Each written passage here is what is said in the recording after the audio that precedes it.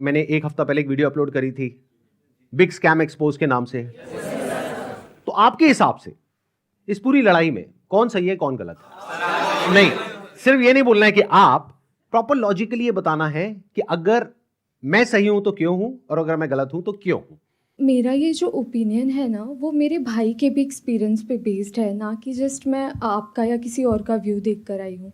Basically मैंने इसको बहुत करीब से देखा है, क्योंकि जब हम 11th और 12th में थे, अभी मैं यूपीएससी कर रही हूँ यहाँ पर, तो जब हम 11th और 12th में थे तो मेरे भाई को भी ऐसे लोगों ने अप्रोच किया था, मुझे भी कई बार अप्रोच किया था। वहां पे आपने देखा होगा किस तरीके से मोटिवेट किया जाता है, कैसे एक इंसान एक को अलग सा ही इन्वायरमेंट क्रिएट कर दिया जाता है कि आपको समझ में ही नहीं आएगा कि क्या गलत है क्या सही है। वो इतने कॉन्फिडेंट हो गए, स्पेशली एक लड़की थी, मेरी फ्रेंड थी, वो मुझे बोलती थी कि तू चल तू चल।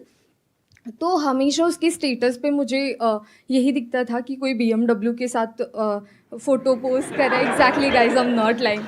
तो कोई मर्सिडीज़ के साथ डाल रहा है। तो भाई ने भी मुझे कल ये बात बताई कि ये सब फेक होता है। अगर प्रोडक्ट बेचना तो आप सिंपली बेच दो ना, कि हाँ साबुन है 10 रुपए का, ले लो। उसके पीछे आप BMW क्यों दिखा रहे हो, जो कि वो पॉसिबल नहीं है। Exactly, that is the truth. कुछ लोगों को ये लग रहा है कि ये लड़ाई मेरे और विवेक बिंद्रा के बीच में है, जबकि ऐसा कभी था ही नहीं। ये कुछ लोग समझ रहे हैं या वो खुद समझ रहे हैं। ये लड़ाई एक्चुअल में सच और झूठ की है। ये लड़ाई एक्चुअल में सही और गलत की है। सर इसमें गलत क्या है वैसे? सर वो कोई तिकड़म लगा के अपना कोई प्रोडक्ट बेच रहा है। सर ऐसे बहुत सारे लोग हैं दुनिया में जो कुछ ना कुछ कर ही रहे हैं, कई सारी टैक्टिक्स लगा रहे हैं। और जैसे एडवर्टीजमेंट में बहुत सारा कुछ होता है, तो सर ये भी इसने भी कोई अपनी टैक्टिक्स निकाली है, तो उसमें सर गलत क्या है अपना प्रोडक्ट बेचने वेरी गुड पॉइंट कि इसमें गलत क्या है। कोई बताना चाहेगा कि इसमें कुछ गलत है या नहीं है या ये सही है? सर बेसिकली इसमें सबसे पहले हमारे लोग 18 to 25 के एज ग्रुप के बच्चों को टारगेट किया जाता है और इसमें उनको सेमिनार तक ले जाया जाता है और उनको ज़बरदस्ती आप अपने कुछ भी बेच रहे हो उन्हें फंसा दिया जाता है। सर अजीब टाइप के वहाँ म्यूजिक वगैरह चल रहे होते सेमिनार में। मैं खुद भी ज्वाइन किया था कंपनी में और वो बोलते थे कि आपको आपकी दाढ़ी आने से पहले आपकी गाड़ी आ जाएगी। आई नहीं सर। सर सबसे पहले मैं ये कहना चाहूँगा, क्योंकि जिस आपने बिग स्कैम वीडियो अपलोड की यूट्यूब पे, उसमें आपने ना नाम किसी का बताया ना कंपनी का नाम लिया। तो अगर मैं जैसे चोरी कर रहा हूँ, आप चोर चोर कह रहे हैं, अगर मैंने वो गलती की है तो ऑब्वियसली मैं चिढ़ूंगा उस बात से। आप अगर नाम लेते तो गलत था, कंपनी का या उनका या किसी स्पेसिफिक पर्सन का, तो गलत होता। आपने नाम तो नहीं लिया, और अगर नाम नहीं लिया है आपने और अगर मैं गलत हूँ तो मैं चिढ़ूंगा। और एक और मजेदार बात बताइए, जब वो वीडियो अपलोड हुई कितनों को समझ आया था मैं किसके बारे में बात कर रहा हूं? बहुत कम लोगों को। अगर वो कुछ नहीं करते, चुपचाप बैठे रहते, तो 2 दिन में सब भूल भाल जाता सब खत्म हो जाता। मतलब एक टीचर है जो क्लास में सामने खड़े होकर के बोल रही है तुम में से किसी एक ने चोरी करी है, और एक बच्चा खड़ा होकर के बोलता है मैंने चोरी नहीं करी है, मैंने चोरी नहीं करी। अरे नहीं करी तो बैठा रहे ना चुपचाप। सर इस पर मैं अपने थॉट शेयर करना चाहूँगा। सबसे पहले तो कोई कोर्स बेचना या प्रोडक्ट बेचना कोई गलत नहीं है, लेकिन प्रोडक्ट का अगर आप 50,000 का बेच रहे हो तो उसकी औकात भी होनी चाहिए उतनी। उनके प्रोडक्ट की औकात है 100 रुपये की, लेकिन बेच रहे हैं 50,000 में। सर एक पॉइंट और मैं शेयर करना चाहूँगा। प्लीज बोलिए। लाइक किसी को पसंद नहीं आया और आप उससे कह रहे हो कि आप दूसरों को सेल करो, तो वो उससे ही बड़ा स्कैम है। असली स्कैम ये है, ध्यान से समझ लो सब लोग, कि एक प्रोडक्ट जो आपको पसंद नहीं आया, आप अपने पैसे वापस मांग रहे हो, लेकिन आपको कहा जा रहा है अगर आपको अपने पैसे वापस चाहिए तो अपने जैसे और 4 बेवकूफ पकड़ करके लाओ और उस पर 30% 35% जो भी है कमीशन लो, और जो आपने पैसा लगाया वो पूरा पैसा आपको वापस। ये स्कैम है। अच्छा, इसी में अगर कोई जेन्युइन प्रोडक्ट हो तो क्या ये स्कैम है? नो सर, नहीं है। ये भी ध्यान से समझ लेना। तो मजे की बात यह है कि जब मैंने स्कैम को एक्सपोज किया तो ऐसी हजारों कंपनीज हैं इंडिया में, उनमें से सिर्फ एक ही कंपनी वाले और उस कंपनी का मालिक नहा धो करके मेरे पीछे पड़ गया। इसका मतलब क्या निकालोगे? अब आ करके कह रहे हैं कि बताओ इसमें स्कैम क्या है, तो ठीक है मैं बताता हूं स्कैम क्या है। आज अच्छे से बताता हूं और पूरी दुनिया को समझाता हूं कि स्कैम होता क्या है। तो एक काम करते हैं, एक वीडियो देखते हैं। उस वीडियो को देखने के बाद में आप लोग अपने व्यूज बताइएगा कि स्कैम है या नहीं है। दोस्तों मेरा नाम नीरज है, मैं राजस्थान जोधपुर से हूँ। बड़ा बिजनेस है। अभी 5 दिन पहले 4 तारीख को 4 सितंबर को मुझसे एग्रीमेंट पे साइन करवाया और बोले कि आपका जो ये केस है हम सोल्व कर देंगे और जो आपका बाकी पेमेंट है वो हम आपको रिफंड कर देंगे। 4 तारीख के बाद हमारा एग्रीमेंट हुआ। मुझे सेटलमेंट एग्रीमेंट दिया कि आप एग्रीमेंट पे साइन करो, इसको अच्छे से रीड करो, पढ़ो इसको, फिर आप साइन करके हमें भेजो, तब हम आपका जो पैसा है वो हम आपको रिफ़ंड कर देंगे। मेरा जो भी पैसा है मैक्सिमम जो है अब 35,000 मेरा पैसा बड़ा बिजनेस में भी बाकी है। लॉस तो अगर मैं बोलूँ तो मेरा कैश का 1 लाख का मेरा लॉस हुआ है 2 साल के अंदर। एक साल मैंने फुल काम किया, DMT भी पैसा खर्च किया, आना जाना बहुत स्ट्रगल किया, लेकिन पैसा नहीं कमा पाया। 1 लाख का मैं लॉस करके बैठा हूँ। लेकिन जो बड़ा बिजनेस को मैंने दिया था उसमें मेरा 35,000 अभी बाकी है बड़ा बिजनेस लेने का। और जो हमारा एग्रीमेंट का साइन हुआ था वो हुआ था 40,000 का। तो मेरा समीर करके नाम है, तो उन्होंने मुझको एग्रीमेंट दिया और बोला कि 40,290 रुपये जो अमाउंट है वो आपके हम अकाउंट में ट्रांसफ़र कर देंगे जब आप एग्रीमेंट साइन करके हमें भेजोगे उसके बाद। तो मुझे 2-3 दिन बोलते रहे, सर कल होगा, परसों होगा, 24 घंटे 48 घंटे ऐसे ही बोलते लास्ट में आके बोला सर आपको रिफंड नहीं होगा, आप हमारे रिफंड कैटेगरी में नहीं आते। और उसके बाद मेरे को बोला सर हमारे एक सीनियर आपको कॉल करेंगे, लेकिन उनके किसी भी सीनियर्स का मेरे पास कॉल नहीं आया, ना मुझे व्हाट्सएप पे रिप्लाई दे रहे हैं। यहाँ पे कुछ पोस्ट हैं वो भी मैं आपको शेयर कर दूंगा स्क्रीनशॉट, जो आप देख सकते हो कि कितना बड़ा मेरे साथ फ्रॉड हुआ है। तो अगर आपको भी ऐसे सेटलमेंट एग्रीमेंट दिया जाता है कि आप साइन करिए और आपको पैसा हम रिफंड दे देंगे, तो मेरे दोस्तों ये बिल्कुल भी भूल के भी मत करना एग्रीमेंट साइन। पहले आप उनको बोलो कि पहले पेमेंट दो, उसके बाद हम एग्रीमेंट साइन करेंगे। देखो भाई एग्रीमेंट क्या है, क्योंकि हम मिडिल क्लास फैमिली से गरीब लोग हैं, हमें सिर्फ अपने काम से मतलब होता है ना। तो हमें जब अपना पैसा मिल जाएगा तो हम पैसा लेके हमें क्या करना बड़ा बिजनेस है ना, हम उनके बारे में नेगेटिव क्यों बोलेंगे। उसके बाद इन्होंने मुझसे वीडियो भी बनवाया, मेरा यूट्यूब चैनल था वो भी डिलीट करवा दिया, व्हाट्सअप ग्रुप भी डिलीट करवा दिया, लेकिन मेरा पैसा इन्होंने रिफंड नहीं किया। जो उन्होंने बोला मैंने वो किया, लेकिन मेरा पैसा इन्होंने रिफंड नहीं किया है। इसलिए मैं दोबारा से वीडियो बनाना सोशल मीडिया पर जब तक मेरा पैसा नहीं मिल जाता है मैं तब तक वीडियो बनाता रहूँगा और अपनी लड़ाई में लड़ता रहूँगा। अगर वो मेरी तरफ लीगल एक्शन भी मेरे ऊपर लेंगे तो उसका मेरे को कोई दिक्कत नहीं है, क्योंकि वैसे भी हम बर्बाद हो चुके हैं, हमारा पूरा सब कुछ है जो उजड़ चुका है ना। तभी इससे बुरा हमारे साथ जो भी होगा वो देखा जाएगा, और जो बुरा हमारे साथ हो चुका है इससे ज़्यादा बुरा हमारे साथ नहीं हो सकता है ना, और ना भी वो कर सकते। जितना बुरा होना था वो हमारे साथ हो चुका है। मैं जब भी IBC के बारे में सोचता हूँ मुझे ऐसा लगता है कि मेरा पैसा भी बर्बाद हो गया, मेरा टाइम भी बर्बाद हो गया। मैंने इतना ट्रस्ट किया था विवेक बिंद्रा जी पर, मेरा ट्रस्ट भी चला गया और मुझे सुसाइडल थॉट आते हैं। और मैं अगर कंपनी मेरा पैसा रिटर्न नहीं करती है तो मैं सुसाइड करूँगा। और मैंने 10-12 वीडियो बना करके अलग अलग चैनल पर डाल दिए हैं और शेड्यूल कर दिया है। मेरे ना होने के बाद वो वीडियोस रिलीज होते जाएंगे जिसपे मैंने बताया है कि किस तरीके से मैंने डॉक्टर विवेक बिंद्रा जी का वो सब भी लगा दिया कि मेल पर कि मैंने पैसा डाला था, और मेरा चैनल स्ट्राइक पड़वा दी गई है। और मुझे बोलने की भी वो नहीं दिया कि मैं बोल सकता हूँ, इसलिए मैं ये बिल्कुल नए चैनल पर ये वीडियो डाल रहा हूँ। और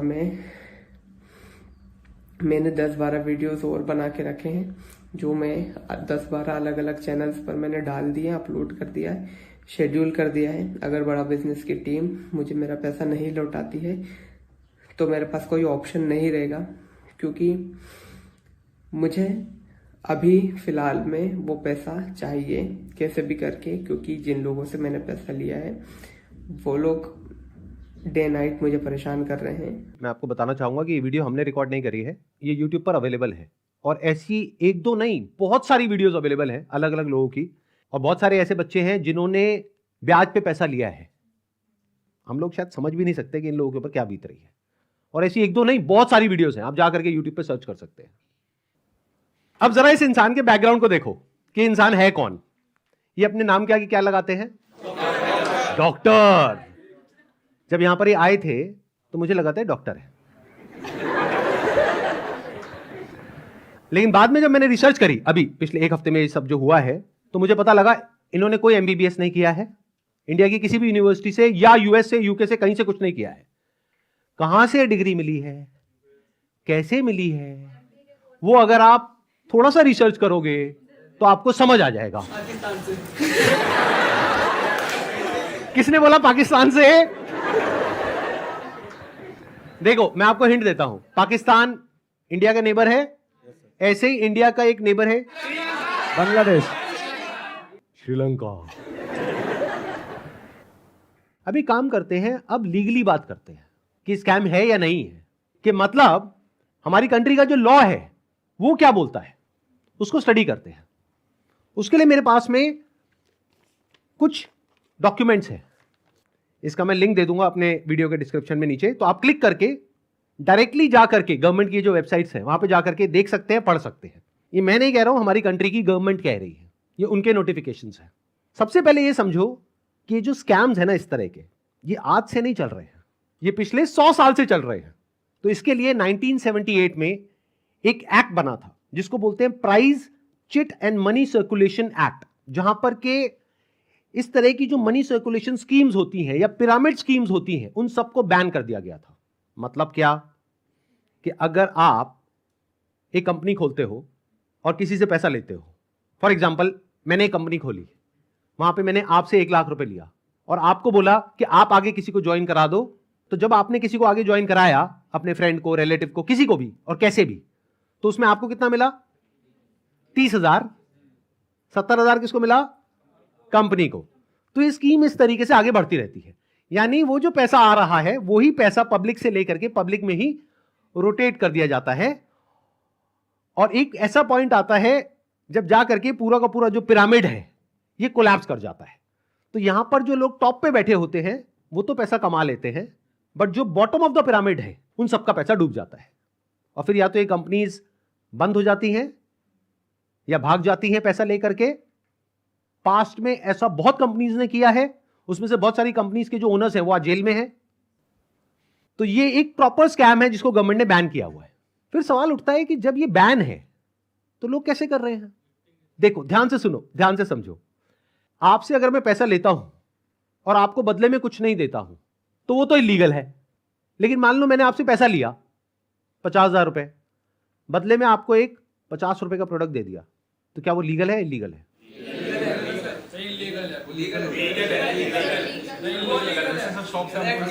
हो गया ना कंफ्यूज? तो ये एक लूपहोल है, ये जो लॉ है उसके अंदर, इसको ये लोग यूज कर रहे हैं। मतलब गवर्नमेंट ने क्या कहा कि अगर आप किसी के घर का दरवाजा तोड़ते हो और अंदर जाते हो और चोरी करते हो तो आपको सजा होगी। लेकिन ये लोग क्या बोल रहे हैं कि देखो दरवाजा लिखा है, खिड़की नहीं लिखा है। खिड़की से तो हम जा सकते हैं ना। तो जो कंपनीज जेन्युइन है और जो फेक है उसमें सबसे बड़ा फर्क क्या होता है कि जो प्रोडक्ट है अगर लोग उसकी वजह से ज्वाइन कर रहे हैं और वही एडवर्टाइजिंग में कहा जा रहा है, वही उसका ओनर कह रहा है, तब तो वो जेन्युइन है। मेरे हाथ में ये रिजर्व बैंक ऑफ इंडिया का सर्कुलर है।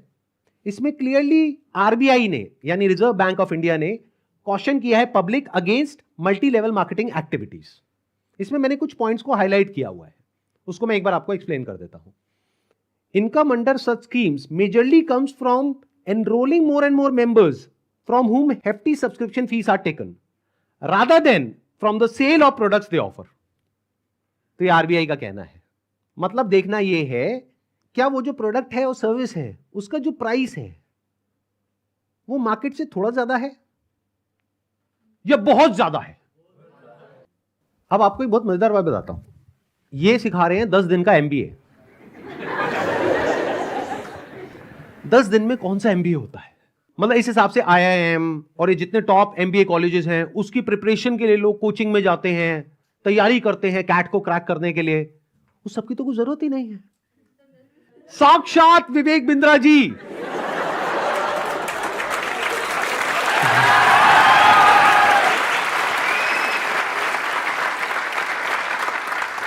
आपके सामने 10 दिन तक रोज प्रकट होंगे और आ करके आपको 10 दिन में एमबीए करा देंगे।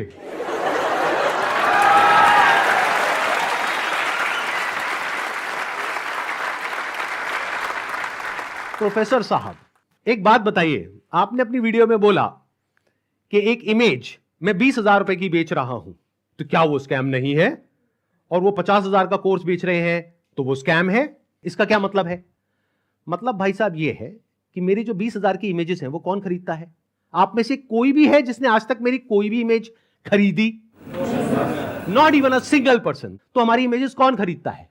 जो बड़ी बड़ी कंपनीज हैं, बड़े बड़े ब्रांड्स हैं, जिनकी टर्नओवर हजारों करोड़ रुपए की है, वो 20,000 रुपए की इमेज खरीदते हैं। क्यों खरीदते हैं? क्योंकि अगर वो इमेजेस हमसे नहीं खरीदेंगे और खुद शूट करेंगे तो उनका खर्चा आएगा 5 से 10 लाख रुपए, और वो इमेज कितने में मिल गई? 20,000 रुपए में। हमने जब वो शूट किया तो हमने 10 लाख रुपए लगाया, तब जाकर के 20,000 में एक इमेज बेची। तो इसमें किसका फायदा है? उस कंपनी का भी फायदा है और हमारा भी फायदा है। इसको बिजनेस बोलते हैं।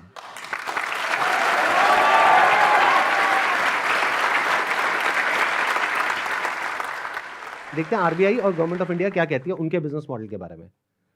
The Reserve Bank has also said that acceptance of money under money circulation, multi-level marketing, pyramid structures is a cognizable offense under the Price Cheat and Money Circulation Banning Act 1978.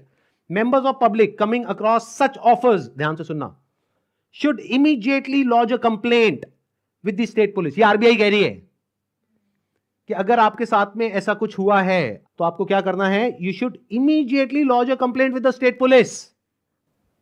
अब एक और notification है जो बहुत important है, in fact most important है इस पूरी की पूरी डिस्कशन के लिए।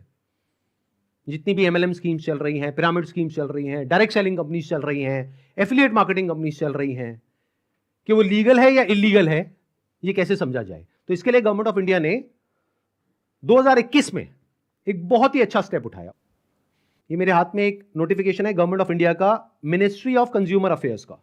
उसमें क्या कहा गया है? ये टोटल 13 पेज का डॉक्यूमेंट है, जिसमें क्या कहा गया है? The central government hereby proposes to frame consumer protection direct selling rules 2021।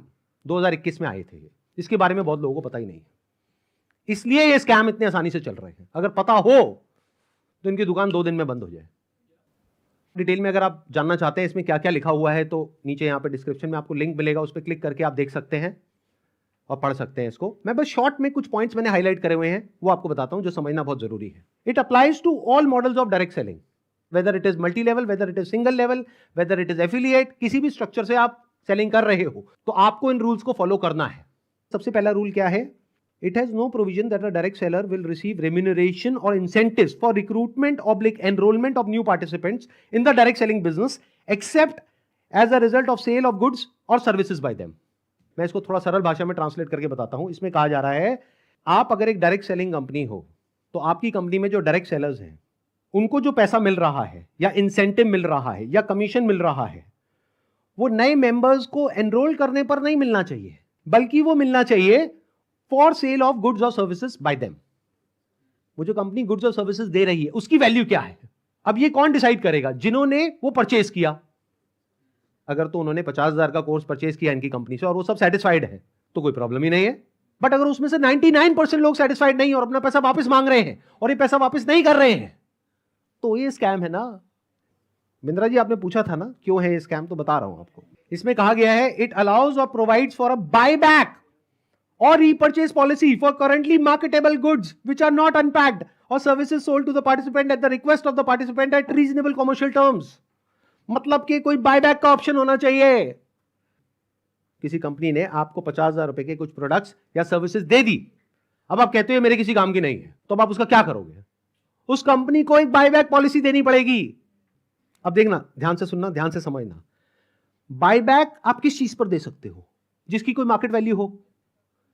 मतलब कि गवर्नमेंट क्या कह रही है यहां पर कि आप कोई ऐसा प्रोडक्ट बेचो डायरेक्ट सेलिंग में जिसकी कोई मार्केट वैल्यू हो, क्योंकि अगर 3 महीने बाद वो इंसान आकर के कहता है कि ये लो आपके प्रोडक्ट्स वापस, तो उस कंपनी को पता है कि ये प्रोडक्ट्स पैक्ड हैं, तो ये प्रोडक्ट्स हम किसी और को दे देंगे, तो ना कंपनी का नुकसान हुआ ना कस्टमर का नुकसान हुआ। बट अगर कुछ आपने ऐसा बेच दिया है जिसकी कोई मार्केट वैल्यू नहीं है, फॉर एग्जाम्पल आपने कोर्स खरीदा इनसे, अगर आप जा करके किसी को बोलते हो कि कोर्स मैंने 50,000 का लिया है, आपको 5,000 का देती हूं, ले लो, कोई लेगा? 500 रुपए का लेगा? तो इसकी मार्केट वैल्यू क्या है? Zero. It is a clear violation of this act. इसलिए ये स्कैम है Bindra ji.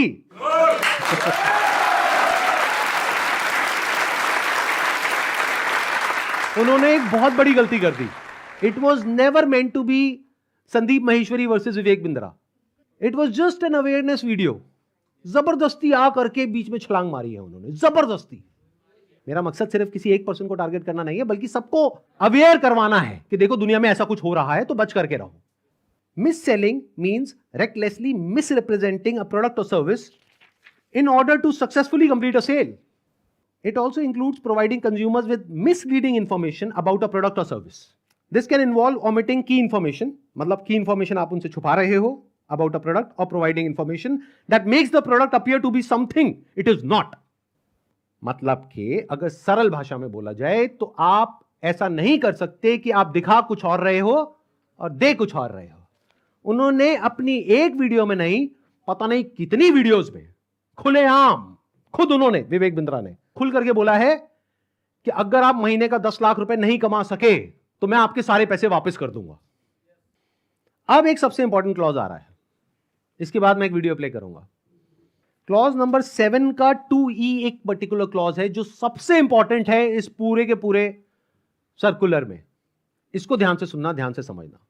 A direct selling entity and direct seller shall not refuse to take back spurious goods or deficient services and refund the consideration paid for goods and services provided.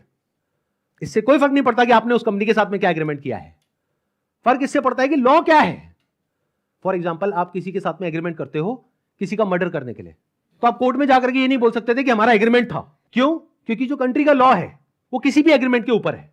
The law of the land supersedes all agreements. तो आप लोग जो डर रहे हो ना कि हमने उनके साथ में कॉन्ट्रैक्ट साइन किया, एग्रीमेंट साइन किया है, अरे पहले लॉ को तो देख लो, लॉ क्या कहता है। अगर लॉ के हिसाब से वो गलत है तो गलत है, नो मैटर कि उसने आपके साथ क्या एग्रीमेंट किया है। That agreement must be in line with the law of the land. तो ये क्लॉज को मैं दोबारा से पढ़ूंगा, ध्यान से सुनना। A direct selling entity and direct seller shall not refuse to take back deficient services. Deficient word का क्या मतलब होता है? कोई भी ऐसी सर्विसेज जिसमें किसी भी तरह की कोई कमी है और जो कंज्यूमर है वो कहता है कि ये जो आपने मेरे को कोर्स दिया है या प्रोडक्ट दिया है या सर्विस दिया है ये बेकार है, किसी काम की नहीं है, तो उस कंपनी को पैसा रिफंड करना ही पड़ेगा। ये मैं नहीं कह रहा हूं, हमारी कंट्री का लॉ बोल रहा है। अब ये जो मैंने आपको कुछ पॉइंट्स बताए, इसके अकॉर्डिंग एक बार एक छोटी सी वीडियो को देखो, बड़े प्रोफेसर की, देखते हैं वो क्या बोलते हैं। मैं आपको अपना व्हाट्सएप का नंबर दूंगा, ईमेल एड्रेस दूंगा, वहां बोल दीजिए आकर के पैसे ले जाइए। नहीं भी आना तो आप ईमेल कर दीजिएगा, आपको पैसे आपके अकाउंट में ट्रांसफर हो जाएंगे। तो आप या तो 50-60 हजार रुपए वापस ले जाइए या लाखों लाखों लाखों रुपए हर महीने कमा लीजिए, दोनों में से कुछ भी कर लीजिए। भाई अगर मैं आपको पैसा कमाने के लायक नहीं बना सका तो मेरे को क्या हक बनता है आपसे पैसे लेने का? 100% कैश बैक गारंटी, यानी कि कुछ और खरीदना चाहे अपग्रेड, लोएस्ट प्राइस गारंटी। ये कौन दे सकता है? कोई नहीं दे सकता है, इसलिए हमने ये खुल के दिया है। आपके तो रिस्क को खत्म कर दिया ना, आपसे कह रहा हूं, आपके जो रिस्क को खत्म कर दिया, आपका रिस्क तो रिवर्स हो गया, गेम चेंज कर दिया पूरा। इसीलिए अभी तुरंत फोन लगाएं और पूछे अपने काउंसलर से कि मैं अपने बिजनेस में कैसे सफल होऊंगा। अरे आपसे बोल रहा हूं, पूछने में क्या जा रहा है, पैसे तो नहीं लग रहे। हाँ, फोन करने पे पैसे नहीं लगते, पता लगाओ, अभी फोन लगाओ और पूछो भाई मेरा बिजनेस सफल कैसे होगा। अगर मैं विवेक बिंद्रा आपको आकर के प्रॉमिस दे रहा हूं 100% मनी बैक गारंटी, वो इसीलिए दे रहा हूं। हमने मनी बैक गारंटी लॉन्च करी है। What is money back guarantee? अगर कोई भी हमारे साथ आईबीसी बनता है और वो चाहता है कि मैं पैसे कमाऊं और वो हमारे साथ पैसे नहीं कमा पाता, तो नो क्वेश्चंस आस्क्ड, उसका पैसा उसको वापस कर दिया जाएगा। That's called money back guarantee. दम नहीं है किसी में ये बोलने में जो हम बोल रहे हैं। गारंटी दे रहा हूं 10 लाख रुपए महीना पे आप पहुंचेंगे, नहीं पहुंचे तो मेरे पास आके पैसा वापस मांग लेना। बड़े बड़े क्लेम्स कर दिए, एक बार समझने की कोशिश करते हैं क्या वो प्रैक्टिकली पॉसिबल है या नहीं है। इन्होंने कहा कि मैं अगर आपको महीने का 10 लाख रुपए कमाने के लायक नहीं बना सका तो अपने पैसे वापस ले जाइए। साल का 1 करोड़ रुपए अगर ये देना चाहते हैं आप लोगों को और 1 लाख लोग इनकी कंपनी में ज्वाइन कर चुके हैं, तो कितना पैसा चाहिए? 1 लाख करोड़ रुपए। तो हमारी टीम ने क्या किया, इनके जो फाइनेंशियल्स हैं उसको चेक किया कि भाई अगर 1 लाख करोड़ देना है तो कंपनी की टर्नओवर होनी चाहिए ना 2-3 लाख करोड़ की, क्योंकि वो भी तो कमाएगी ना। उनकी टर्नओवर पता है कितनी है पिछले साल की? 172 करोड़। अगर उसमें से मान लेते 30% भी वो कमीशन देते हैं अपने आईबीसीज को, कितना पैसा उन्होंने डिस्ट्रीब्यूट किया इस स्कीम में? 50 करोड़। तो कितने लोगों के हाथ में आया 1-1 करोड़? 50 बस। और बाकी लोगों का क्या हुआ? उनके हाथ में क्या आया? 0। कि अगर वो चाहे भी तो ये जो बड़े बड़े क्लेम्स कर रहे हैं इसको पूरा नहीं कर सकते। पहले तो ये जो क्लेम्स कर रहे हैं वही सब इलीगल है। This is complete scam. अरे यही तो उन सब लोगों ने किया जो हमारा देश छोड़ करके भाग गए हैं। पब्लिक से पैसा ले लिया या बैंक से पैसा ले लिया, और जब बैंक आया पैसा वापस मांगने के लिए जो उसका हक है, तो उन्होंने कहा हमारे पास तो नहीं है देने के लिए, वो तो हमने पार्टीज में खर्च कर दिया। वो मेरी बर्थडे पार्टी थी ना, वहां पे डांस करने में बहुत मजा आ रहा था। अब हमें क्या करना चाहिए? क्या बस ऐसे स्कैम होते रहे सोसाइटी में और हम बैठ करके तमाशा देखते रहे? सर, हमें एक्शंस लेना चाहिए। फर्स्ट ऑफ ऑल एफआईआर जिनके साथ हुआ है उन्हें एफआईआर फाइल करना चाहिए। लॉ को एक बार देखना चाहिए। नहीं समझ आ रहा है तो जिसको समझ है लॉ की उसके पास जाना चाहिए, उससे समझना चाहिए। एंड पिटिशन नाम की चीज़ होती है, पब्लिक इंटरेस्ट लिटिगेशन, तो वो फाइल करनी चाहिए उनके खिलाफ, जिससे जो ये स्कैम्स हो रहे हैं वो ख़त्म हो। बिकॉज मॉरली ये मतलब गलत है। जिनका पैसा जा रहा है वो डिप्रेशन में जाके गलत कदम भी उठा सकते हैं, एंड इससे हमारे देश का यूथ ख़त्म होता जा रहा है जो इस देश को आगे लेके जाएगा। सो जो लीगल एक्शंस हैं वो लेने चाहिए। इस एक्शन को हम दो कैटेगरीज में डिवाइड कर रहे हैं। एक वो जिनके साथ में स्कैम हुआ है, एक वो जिनके साथ में नहीं हुआ है। मान लेते हैं 1 लाख लोग हैं जिनके साथ में स्कैम हुआ है, यानी कि उनका पैसा ये कंपनी मार करके बैठी है और वापस नहीं कर रही है। तो उन्हें क्या करना चाहिए? सबसे पहले जा करके एफआईआर करनी चाहिए। अगर वो पुलिस वाले एफआईआर नहीं करते हैं तो उनको सारे सर्कुलर्स दिखाने चाहिए कि भाई आरबीआई ने कहा है, आप ये लिख करके दे दो हमको कि आप एफआईआर नहीं कर सकते इनके अगेंस्ट। तो उन्हें एफआईआर लॉन्च करनी ही पड़ेगी। और अगर इंडिया के अलग अलग पार्ट्स में बहुत सारे लोग इस तरीके से एफआईआर लॉन्च करते हैं, तो जितनी भी हायर अथॉरिटीज हैं लाइक सीबीआई एंड ईडी, वो सब एक्शन में आ जाएंगी।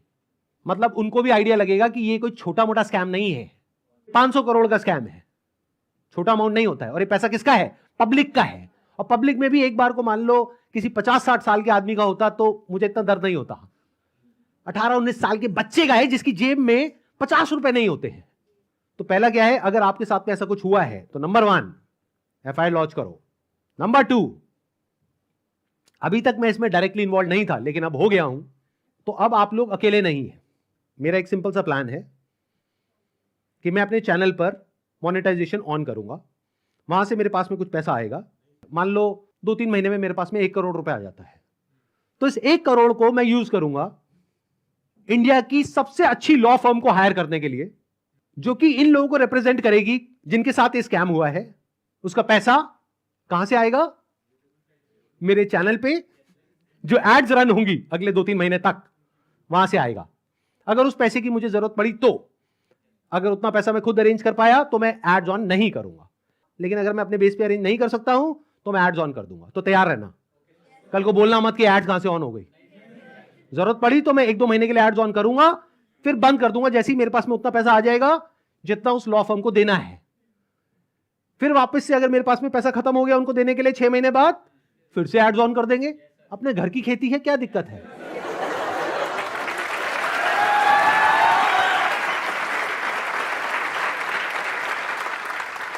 तो अब आप लोगों को क्या करना है, जिनके साथ में स्कैम हुआ है हमको ईमेल करिए।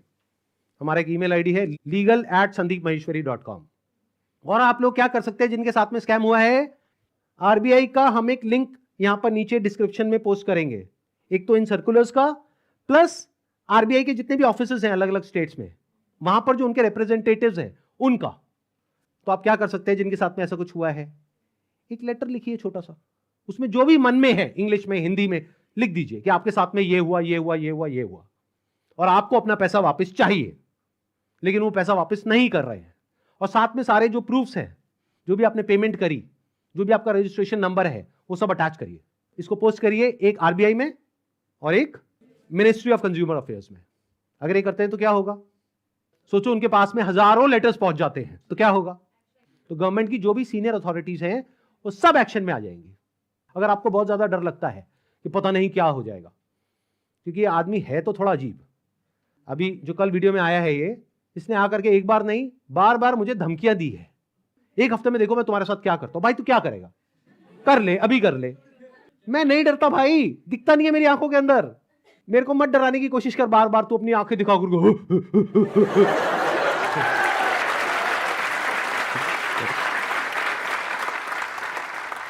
अगर मेरे को एक्चुअल में कुछ हो गया अगले 1 हफ्ते में, तो सारा शक किस पे जाएगा? है ना? कैसा प्रोफेसर है? थोड़ा तो बुद्धि यूज कर, थोड़ा तो लॉजिक नाम की चीज यूज कर। पब्लिकली आ करके मेरे को धमकाए चले जा रहा है, क्या ये लीगल है? अच्छा, एक चीज ध्यान में रखनी है आप लोगों को जिनके साथ भी स्कैम हुआ है, चाहे आप हमको ईमेल कर रहे हैं, चाहे आप कहीं पर भी इस तरह से लेटर भेज रहे हैं या ईमेल्स भेज रहे हैं, जहां भी आप भेज रहे हैं, जो भी प्रूफ है पेमेंट का वो साथ में अटैच करिए और अपनी कॉन्टैक्ट डिटेल्स प्रॉपर तरीके से दीजिए, क्योंकि अगर आप हमको ईमेल कर रहे हैं तो हमारी लीगल टीम आपको कॉन्टैक्ट करेगी आपके फैक्ट्स को वेरीफाई करने के लिए। तो ये हो गया एक कैटेगरी उन लोगों की जिनके साथ में स्कैम हुआ है। अब बात करते हैं बाकी के लोग, जो आप लोग हो। क्या आप जेन्युइनली कुछ करना चाहते हो? कितने हैं जो जेन्युइनली कुछ करना चाहते हैं? तो एक हैशटैग है जिसको बहुत तेजी से हमको स्प्रेड करना है। मतलब कि जब ये वीडियो अपलोड होगी उसी दिन ये हैशटैग हर जगह ट्रेंड करना चाहिए। हर यूट्यूब के कमेंट सेक्शन में, ट्विटर पर, इंस्टाग्राम पर, हर जगह इसके बारे में बात होनी चाहिए। उसके पीछे क्या वजह है?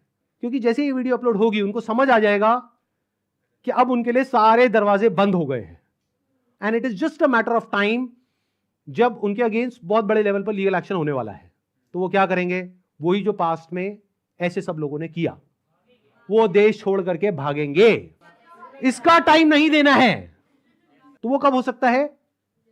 जब आरबीआई के जितने भी सोशल मीडिया पेजेस हैं, मिनिस्ट्री ऑफ कंज्यूमर अफेयर्स के जितने भी सोशल मीडिया पेजेस हैं, वहां पर सब जगह ये हैशटैग ट्रेंड कर रहा हो, तो क्या होगा? इमीडिएटली उसके ऊपर एक्शन होगा। तो अब इनको रोकने का क्या तरीका है? एक हैशटैग है, ध्यान से सुन लो इस हैशटैग को, और ये यहां पे आ भी जाएगा नीचे और वीडियो में भी दिख रहा होगा आपको। Hashtag stop Vivek Bindra. रोको इसको भाई।